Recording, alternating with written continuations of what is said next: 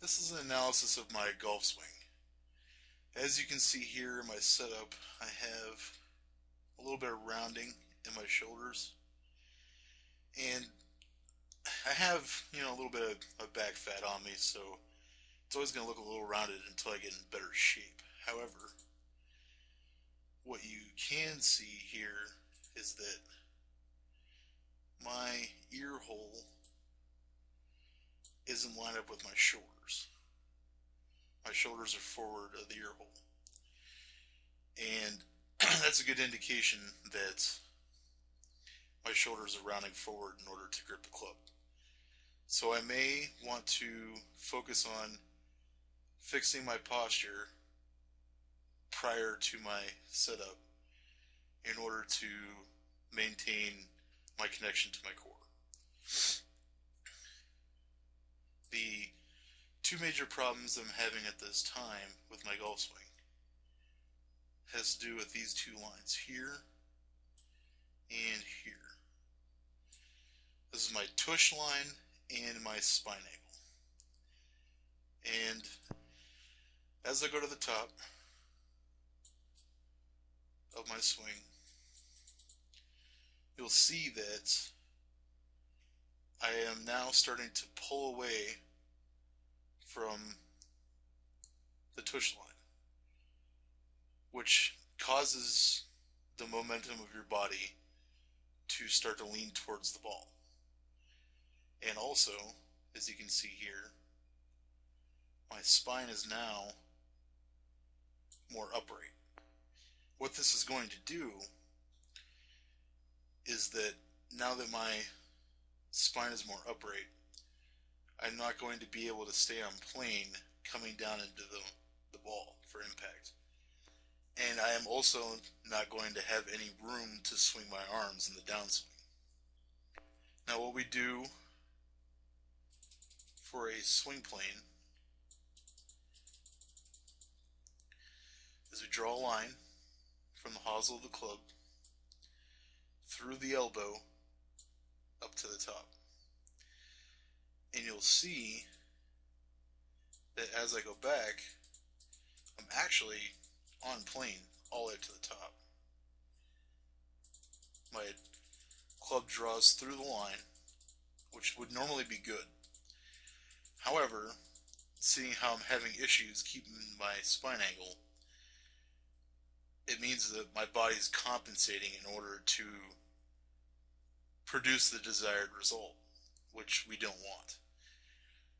The perfect golf swing is to not have to do any compensations. We want to be able to swing the club as efficiently, as safely as possible.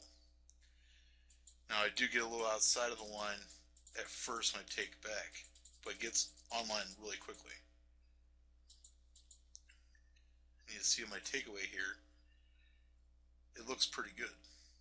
Toes pointed towards the sky, and when the club is parallel to the ground, my club is also parallel to the target line. But because my spine angle starts to tilt up as I raise my arms, you'll see here that as I come through, I'm going to continue to stand up right here. And look, I no longer have any room underneath my left shoulder for my arms to swing. Now this is challenging enough as it is for a man my size, and I need all the room I can get. And this lack of room is separating the angle between my two forearms. And this is going to cause problems in my swing. We'll go back here to the beginning again real quick. We'll draw our plane line again.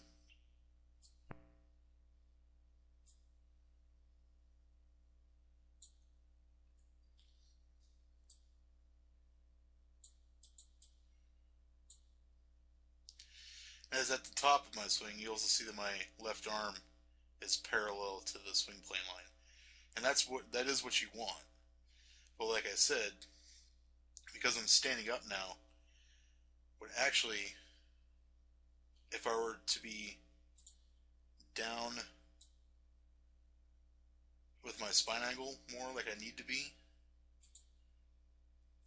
what they'll actually end up doing is pointing my arms, if I continue the way that I am, down this way, and I will end up being significantly under the plane on the way back down.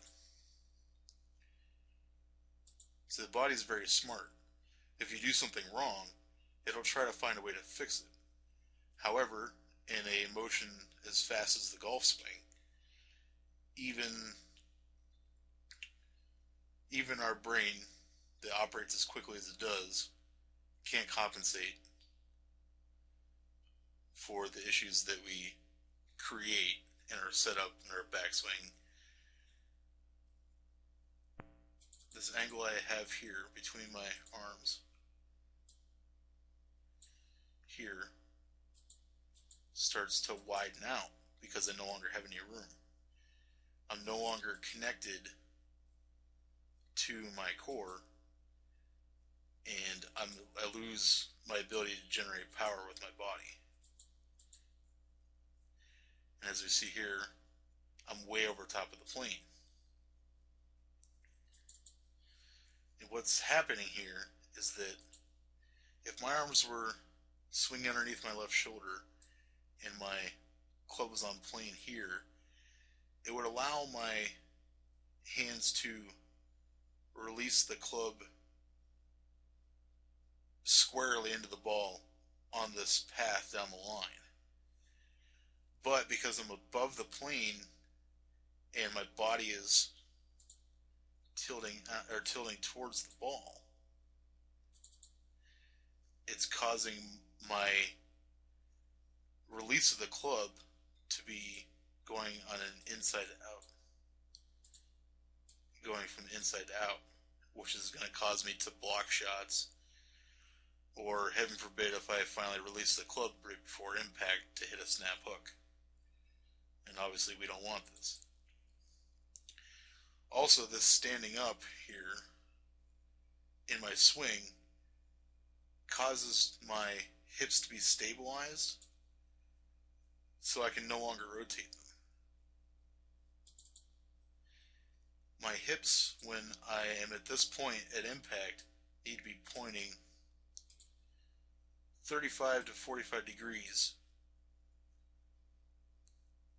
in front of the ball to be in the open position. And that also helps generate power, providing you can stall the hips, and it also gives me more room to swing the club and to be able to make a strong impact on the ball.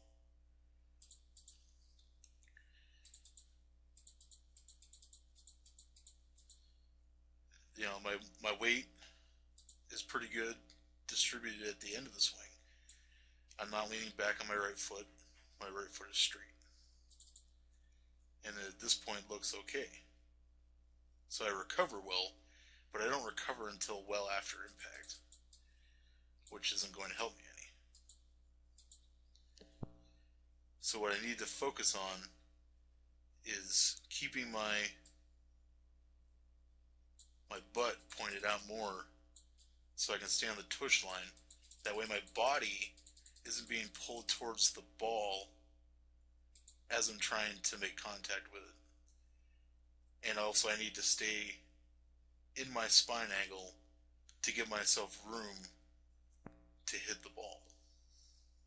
And you'll see here how far I really do get away from the tush line.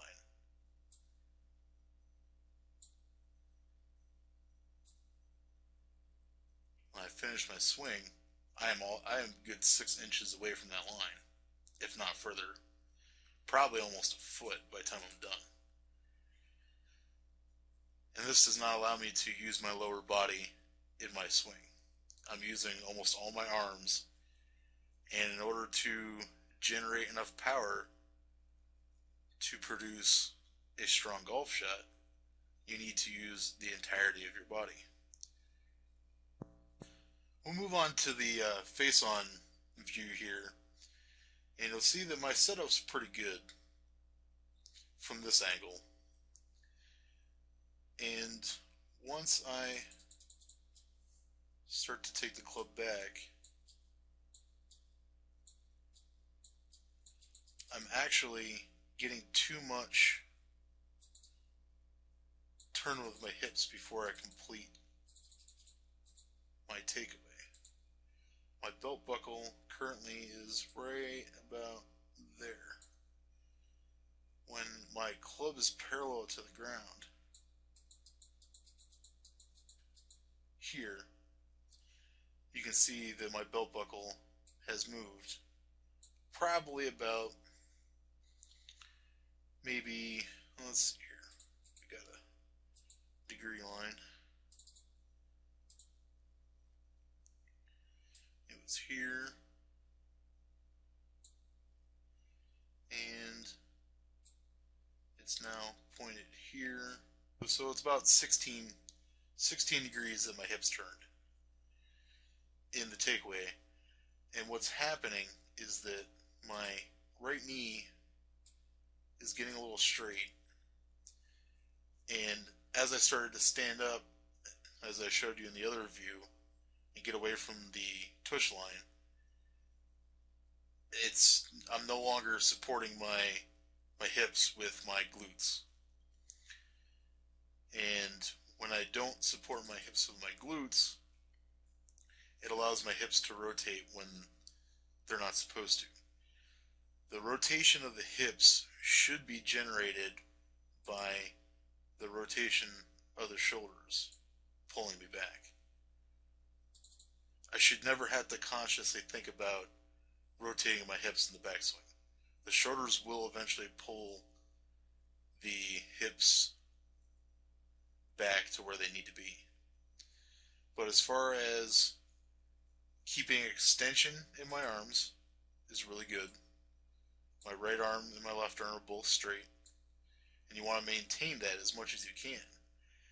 Because once you start to allow the right elbow to bend, what it does is it pushes your shoulder blade towards your spine.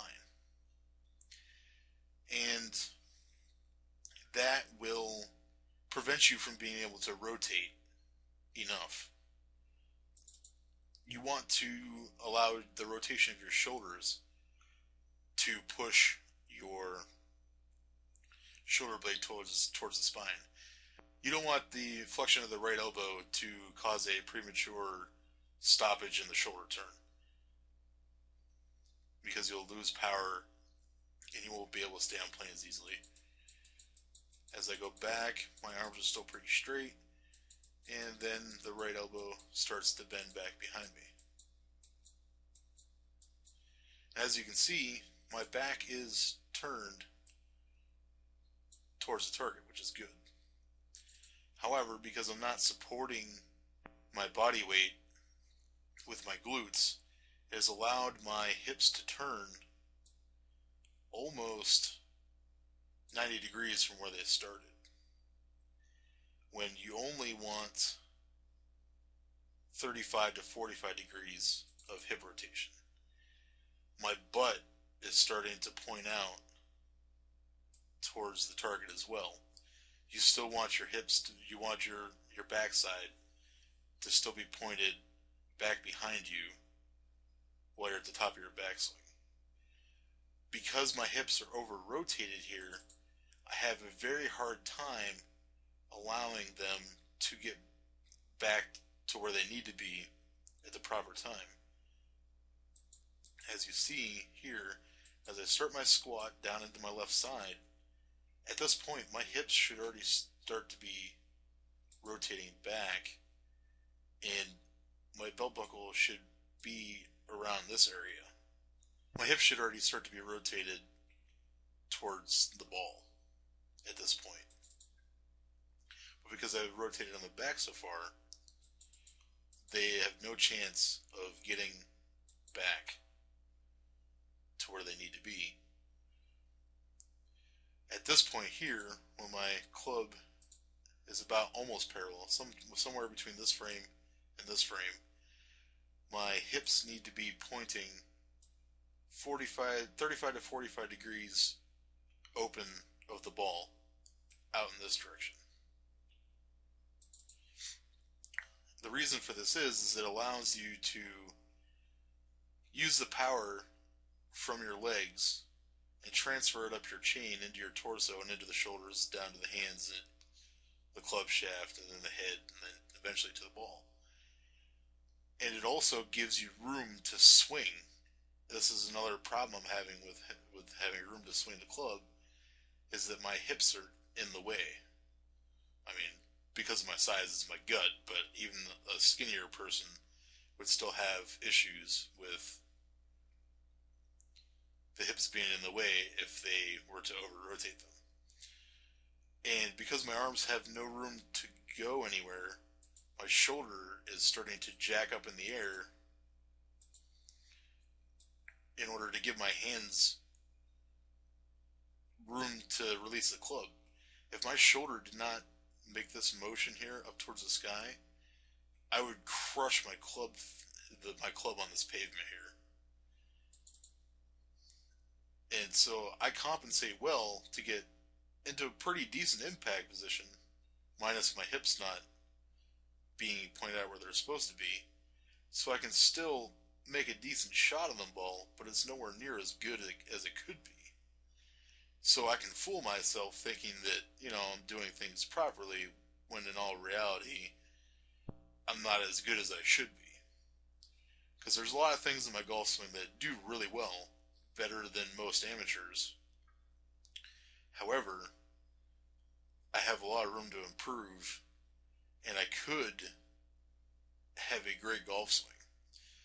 And because of I have no room here, because of the hips and the standing up on my swing, my shoulders are way far away from being level. You want your shoulders to be level in order to come into the ball properly. I have an awful time hitting the ball way too high. And that's because my shoulders are on this plane here, and I'm actually getting kind of a reverse C thing going on here. It's going to cause my left hip to push into the joint and cause me hip problems. It's a lot of the same problems that golfers from the 70s had when they tried copying Jack Nicklaus. And they ended up having their hips replaced. So I need to work really hard on getting my spine angle and my tush line fixed, or I'll end up injuring myself greatly. I recover really well from the problems that I have, but it'd be a lot better for me to not have these issues in my swing. Because as you see here, my left arm here has nowhere to go. I have no room, and now that my shoulders are already pushed up, there's nowhere for my arm to go. So my left arm starts to kind of chicken wing as I try to extend my arms to fully release the club. And it gets worse from there. That is not how a golf swing is supposed to look at the finish. So even though I look pretty decent at impact, my arms have nowhere to go afterwards.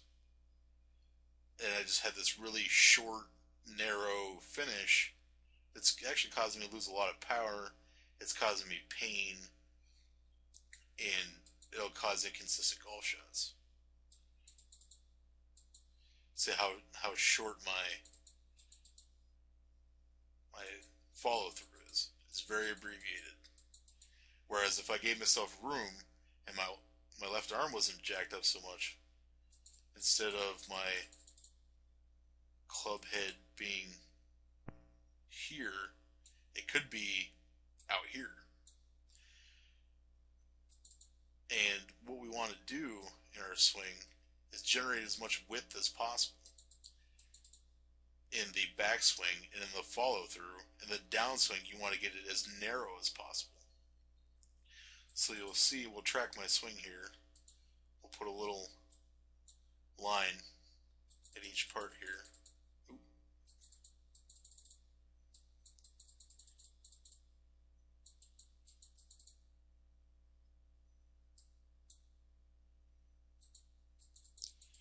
do a really good job of getting a lot of width in my backswing. And I do a really good job of narrowing it coming down. But my follow through is way too narrow because I have no room to swing the club. So I lose a lot of power because of it. Go back another frame here.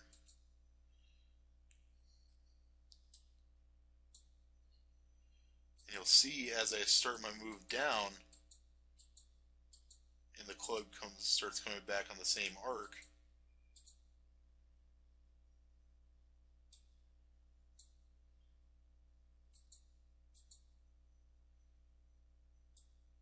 it's a lot more narrow than what it would be, or as it was when I was going back, and then it returns back to the ball.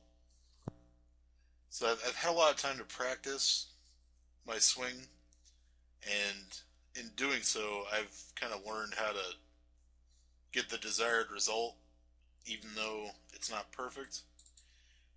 I do want to continue to make this swing as good as it possibly can be.